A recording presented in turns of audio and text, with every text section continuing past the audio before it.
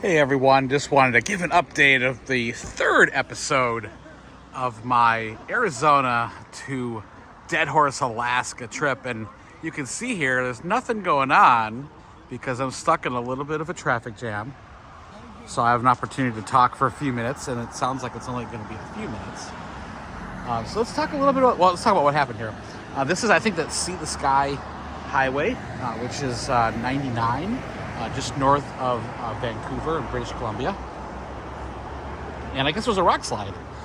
So they're trying to fix it. And then I was told by the police officer that what they'd be doing is clearing it enough where you can get a lane by. So they'll stop and alternate and let us go by. But there's quite a long backlog here of traffic. And there's a whole bunch of us that are kind of laughing. I guess a lot of people live right around here and they have no other way to their house other than this one road. So if it was closed, they're stuck here. So that's kind of giving us a few minutes to have a break. And so this is my 2008 Honda Odyssey. Now, my business has had this for a few years and just use it as a work vehicle and such. But this has an interesting story. So back in February, I think it was, this was actually stolen. And I actually don't know how they got into it or they started it.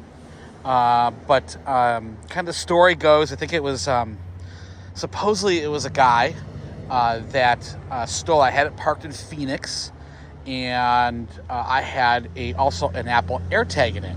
And I went, I noticed it was gone, and I think it was gone like the middle of the night. And I went to where the AirTag last hit, and it was in Tempe, Arizona. And sure enough, it wasn't there. And that morning, I had to go to work. So I went to work. I had to do a quick shift, and I was available kind of that afternoon. And sure enough, there was another AirTag hit.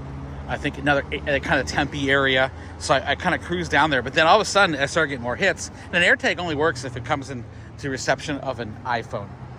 And so there was a couple iPhone hits, and it looked like it was actually going to Guadalupe, Arizona, which is just south of Tempe, but it was right along the expressway. And I was like, oh no, it's going to Mexico. And once it's in Mexico, there's no way I'll get it back, right? So I shoot down that way, and sure enough, I get to the spot where I was last at, and it's not there, and then I get another hit. It's only 10 minutes away. So I shoot over there, and sure enough, I find it at a gas station. And there's two ladies and, a young man, a young boy, they were riding it. And I'm like, what the heck is going on here?